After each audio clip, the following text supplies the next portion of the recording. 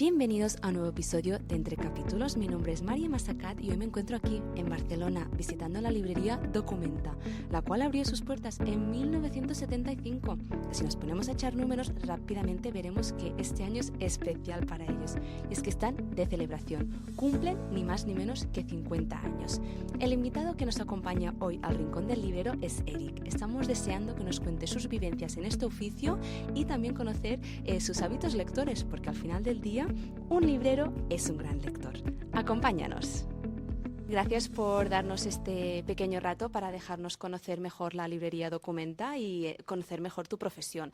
¿Podrías presentarte a aquellas personas que aún no han tenido el privilegio de conocerte y contarles un poquito quién eres y qué historia tienes con la librería Documenta?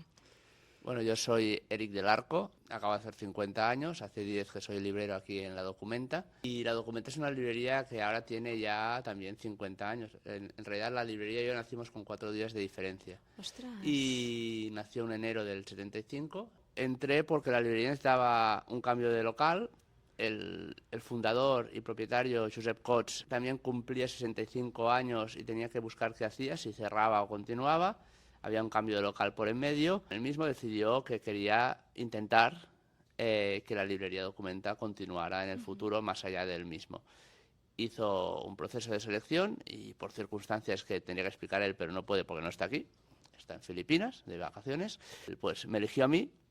Empezamos en 2014 un proceso de traspaso. 10 años que ya estamos aquí situados en la calle Pau Claris 144 en el Eixample Dret de Barcelona.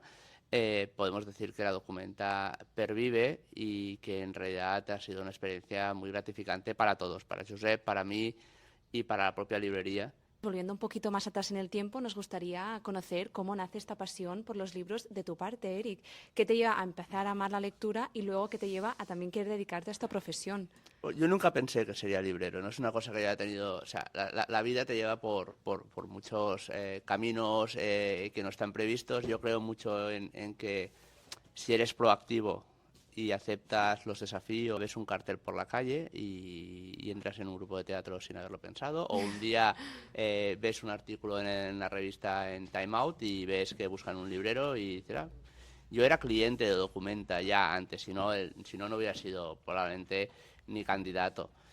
Pero yo eso siempre lo conocía como cliente y ya venía porque mi madre también era cliente de Documenta, es cliente de Documenta, mi madre aún. Con lo cual hay un vínculo familiar. ¿Por qué soy lector? Pues eso ya no lo recuerdo.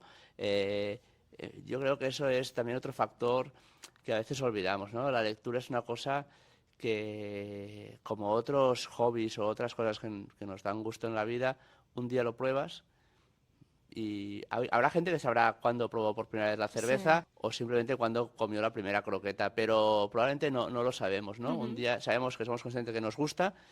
Un día empecé a leer, no sé, en mi casa había libros, eso también es un factor muy importante. Debajo de mi casa había una biblioteca. Es un placer que por diferentes circunstancias has encontrado. Yo tengo una lectura rápida, es decir, yo leo bastante rápido para lo que es. Eso me permite también en un oficio como librero aprovechar mucho más el tiempo, el poco tiempo que tenemos para leer. Sí. Y bueno... ya recuerdo esto, ser cliente de Documenta como referencia y ser cliente de otras librerías. Por suerte Barcelona tiene grandes librerías y las ha tenido siempre y a partir de ahí pues un mundo del cual ya se vuelve imposible entender la vida sin tener en algún momento cerca algo que leer. Y totalmente de acuerdo contigo. A veces no recordamos el cómo ni el cuándo decidimos que la lectura era un hobby que queríamos anclar a nuestra vida, pero como nos hace sentir tan bien, no hace falta encontrar qué lo detonó, pero sí decir, mira, es algo que a día, cuando llego después de trabajar, es coger la lectura, ponerme cómodo y gozar este claro, hobby. O donde sea, es decir, hay gente Sí, que sí, puede sí. leer.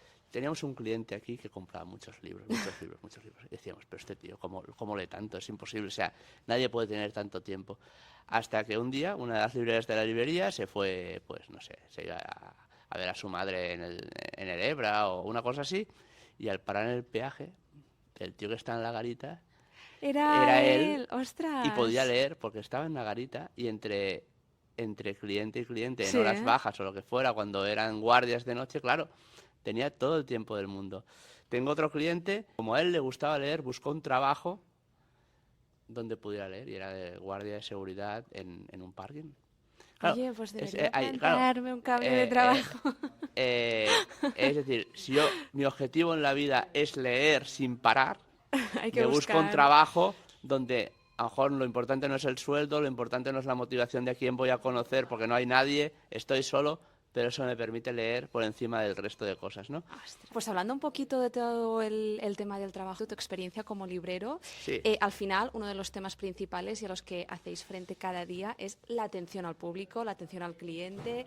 Día a día conectáis con muchas personas, recomendáis un montón de libros. En la realidad estás todo el día haciendo muchas cosas diferentes y la cabeza va de un lado para otro y eso te permite que el tiempo vuele. Sí, a veces te dicen, es que conozco gente que está en un trabajo y que está aburrida de su propio trabajo porque es siempre lo mismo o porque hay mucho tedio. Claro, aquí eso no existe. Si estuvieras aquí y empiezan a pasar cosas, desde que vengan 2 personas a entrevistarte, mientras tienes que vendrá de aquí un rato un comercial de una editorial a presentarse, los clientes que también existen que vienen a pedirte cosas. Por suerte nosotros somos una librería que no tengo ningún mérito, y era así, cuando lo fundaron Josep y Ramón, es una librería donde, si venís a verla, tenemos unas mesas de novedades muy grandes. O sea, la proporción de mesas con librería está, yo creo que por encima de la media de las librerías que conozco. Eso nos permite que la gente pueda pasear tranquilamente por la librería y nos pregunte poco, porque tiene tanta oferta fácil de ver, o sea, no tiene que mover los libros, ni agacharse, ni nada. Hace que la gente, en principio, pueda ver. Después, si no encuentra lo que busca o no sabe lo que busca, hablamos. Pero eso nos da bastante libertad de no estar pendientes. Aquí no le decimos a nadie nada hasta que nos preguntan. Y digo, cada librería tiene su modo de operar, porque cada mundo es diferente. Yo recuerdo hacer una tarde en una librería en Bañolas y la gente entraba, hablaba con Irene, con la librera, y decía, Irene, un libro para mi prima. Irene iba, buscaba, sacaba un libro, este es para tu prima. ¿Por qué? Porque en ese entorno, que es diferente al nuestro, Irene, que es la librera, conoce a todos sus clientes, más o menos, y a las familias de sus clientes, porque es un entorno limitado y es fantástico, porque entonces tú con un número de libros enorme, pero más limitado que aquí, sabes lo que puedes defender en tu territorio. Nosotros, como somos una librería en el centro de la ciudad de Barcelona, que competimos con otras librerías que tienen mucho más stock, nos obliga a ser mucho más dinámico. Pero eso nos hace también que no tengamos un contacto. Tenemos clientes con los que hablamos mucho, pero normalmente vienen, pasean, comentamos alguna cosa, hablamos del libro que compran, pero no buscamos para ellos un consejo explícito, porque nuestro trabajo aquí ha sido seleccionar primero lo que está en las mesas. Eso sí que es un trabajo, el nuestro principal, de seleccionar qué va en la mesa. Y es mucho. Y después seleccionar lo que pasa a la pared, que es otro tanto. Entrando un poquito más en detalle, entiendo que los clientes tienen su independencia, pero hace poquito nos has mencionado que, por ejemplo, parte de la librería, en nada van a venir unas personas que tienen un curso o una clase. Bueno, ¿hacéis este tipo de talleres, clubs de lectura? ¿Qué actividades hacéis en la librería? Esto es un paradigma del cambio de funcionamiento de las librerías en los últimos 15 años, probablemente. O sea, cuando la Documenta se fundó en 1975, era puro libro. O sea, no había espacio para nada más. Cuando nos trasladamos aquí, ya teníamos conciencia de que había empezado un paradigma que en las librerías, aparte de tener libros, habían de pasar cosas.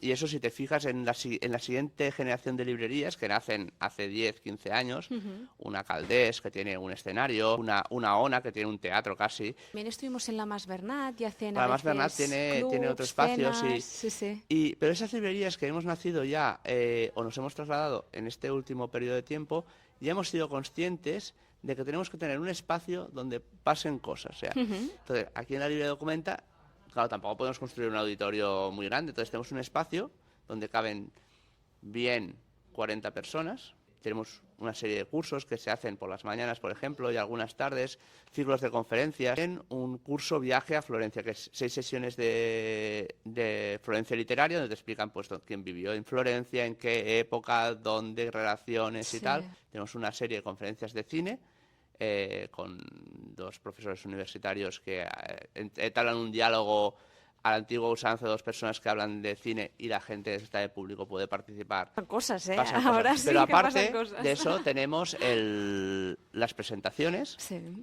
recitales poéticos, clubs de lectura, que son 2 fijos entre semana, que son una vez al mes, uno con traductores y otro libre. Y luego tenemos un club de lectura y merienda que va rotando por las diferentes librerías de Barcelona. Aquí viene un par o 3 veces al año. Luego tenemos un club de lectura los domingos por la mañana, una vez al mes también, que es una cosa a veces. Y viene la gente, pues sí, vienen 40 personas al club de lectura. Es el club de lectura con más éxito, el de domingo por la mañana. Y luego tenemos otro club de lectura que no es bien un club de lectura, es una cosa que empezó en Nueva York hace poco, que son como la lectura silenciosa con mucha gente, y esto nos lo propusieron, son propuestas, al final es lo que decíamos, ¿no? Te pasan por la vida cosas y nos dijeron, ¿queréis hacer esto? Y dice, bueno, lo probamos. Y es un éxito, pues fantástico. No es un mérito de la librería lo único que hace es ceder un espacio que ya está pensado para que pasen cosas y que esas cosas suceden. El mérito es de las personas que las impulsan. Y que piensan también en vosotros. Pero claro, entonces es poner en manos de eso, después, si después les crece mucho y esto se les queda pequeño, pues fantástico. O sea, no vamos a intentar quedarnos una idea que no es nuestra, sino simplemente que sea posible que eso suceda. Bueno, pues por eso también aquí tenemos una editorial, para que pasen cosas, una editorial pequeña de poesía en catalán, y desde hace 45 años damos un premio literario a jóvenes de menos de 35 años, que es el Premio Documenta a literatura en catalán. Bueno, pues la Documenta es eso, un lugar donde, aparte de que hay muchos libros y mucho curro para que estén ahí bien seleccionados, pasan muchas cosas. Pasan muchas cosas. Eric, pues para dejarte ya cerrado el tema de hablar de tus clientes, te lanzo unas 2 últimas preguntas. Una nos la envía expresamente María Reich, que fue la última invitada que tuvimos en el podcast de Te quedas a leer. Y ella quería saber un poco qué creéis o qué criterio tienen los clientes cuando escogen un libro. ¿En qué detectáis que se fijan más? ¿Que si en la portada, en la sinopsis, en el título, en tu recomendación o en la recomendación del amigo que los acompaña? ¿Podrías chivarnos un poquito qué tipo de criterios suelen usar los lectores que entran a la Documenta? Es muy difícil. Yo pienso, todo tipo de... claro, es que ahí, por eso hay gente que hace portadas, gente que se dedica a hacer fajas, gente que se dedica a hacer los textos de detrás, porque nadie sabe realmente. Si solo fuera por la portada, ya no habría fajas, pero no, hay fajas. Entonces dices, si hay alguien que hace portadas y otro que hace fajas y otro que hace vídeos de recomendación y otro que hace lo imposible para que salga en el Babelia, significa que el criterio es muy diverso. Si no, no habría ni o sea, es el todo. Entonces, cada uno elige el libro que elige por cada momento, en su estado de ánimo personal, en lo que cree que busca, en porque se lo ha dicho su amigo del alma que se ha leído un libro maravilloso. Al revés, uno porque le han dicho que es muy malo y no se lo cree y se lo compra. ¿Cómo la gente elige un libro? Pues por 1000 cosas. Sí que es verdad que nosotros intentamos, al menos, con algunas técnicas como hacer unos vídeos de recomendación que tenemos colgados en nuestro YouTube, en la selección que haces del escaparate, en crear ciertos alicientes para que los que tú al menos puedes defender personalmente, que no quiere decir que sean los mejores, sino los que yo me he podido leer, Judith se ha podido leer, Josep se ha podido leer, Celia se ha podido leer, podamos defender una serie de títulos. Pero es que, claro, piensa que yo puedo leer 60 libros al año corriendo mucho. Sobre los 9000 que decíamos que entran en la librería, la proporción, o sea, podría leerme ninguno o 60 y en tanto por ciento sería nimio. Porque si alguien busca un tema en concreto, quiero un libro que hable de la relación de las personas con los animales de compañía, pero además que sea una novela porque no quiero leer ensayos. Bueno, pues yo eso no sé ni si existirá, pero encontrarlo es muy difícil, ¿no? Una pregunta sobre vuestro 50 aniversario. ¿Sí? En la fachada se destacan sobre todo 2 pajaritas. Vemos Sí. que es un poquito icono, la pajarita en sí, y estos zapatos súper coloridos, que la verdad es que me gustan muchísimo. Este es, que digamos, un poquito tu uniforme, tu esencia, tu logo en sí. ¿Nos podrías contar un poco qué es? La pajarita tiene su historia y es que Josep la lleva. Entonces yo llegué aquí hace 10 años y en un momento determinado, del principio, pues dije, me regalaron una pajarita de madera. No sé quién, bueno, sí que sé quién fue, pero no recuerdo el motivo exacto por el cual me lo regaló. Y pensé, hombre, llevar una pajarita como Josep, porque las de Josep son de verdad, se hace el lazo, se lo hace todo, es real. Después yo he llevado pajaritas de esas que te las pones ya montadas, como si fuera con la corbata con nudo ya todo hecho, te lo atas por detrás. Pero entonces me llegaron estas pajaritas de madera y encuentro que es como un pequeño homenaje a una manera de ser de la Documenta y sí que es verdad que a mí me gusta tener un uniforme de librero. Es un uniforme, o sea, yo hoy voy más aún porque aún estamos hablando de las evoluciones y tengo que tirarme por el suelo a elegir libros y tal y no voy aún con el traje normal que llevo. Pero yo intento ir con traje y el corbatín y unos zapatos que sí que son chulos porque encontré unos zapateros una vez y me encanta lo que hacen, un poco de uniforme marcado de librero que luego cuando llego a casa, como todo el mundo, me quito eso y me pongo una ropa de estar por casa, ¿eh? Pero sí, es una manera de tener una especie de reconocimiento cuando la gente viene a la librería que dice, mira, esta es la Documenta. Esta vez hemos hecho los 50 años, hemos hecho una fiesta, estamos cerrando una serie de actos que queremos que reflejen un poco, más importantes, que fue un poco la historia de Documenta o el fondo de Documenta. Estas dos artistas, Lali y Rousseau, han colocado en la entrada dos super lazos enormes, dos corbatines enormes, un poco como homenaje a ese trabajo de Josep en la casa, que era identificado como el librero del corbatín. Digo que es él porque en realidad su colega, su cofundador, Ramón Planas, nunca llevó corbatín, llevaba corbata y tal, pero bueno, al final ha quedado ese pequeño emblema. Antes de despedirnos, como bien hemos comentado, María te lanzó a ti una pregunta. Eric, nuestro próximo invitado a Te quedas a leer va a ser Carlos del Amor. Si ahora mismo lo tuvieras aquí, siendo él quien te entrevistara, pero cambiarais los roles y tú le pudieras lanzar una pregunta, ¿te animarías a preguntarle algo?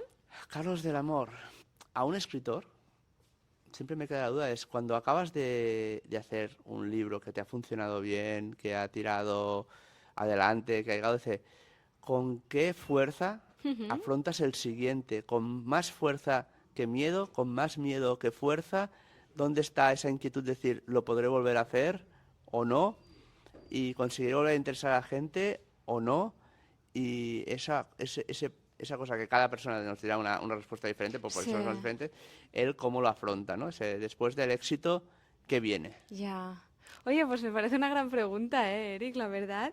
Y bueno, te dejamos libre, sé que te espera muchísimo trabajo. Te queremos agradecer que nos hayas dado este ratito para conocerte más y que nos cuentes un poquito el trasfondo de la Documenta, de todas las cosas que pasan por aquí y que te lo agradecemos muchísimo por este ratito, que ha sido un placer conocerte, Eric. Muchas gracias. Gracias. Gracias por acompañarnos en esta visita a la librería Documenta. Soy Mariam Asakat y esto ha sido Entre Capítulos. Hasta la próxima.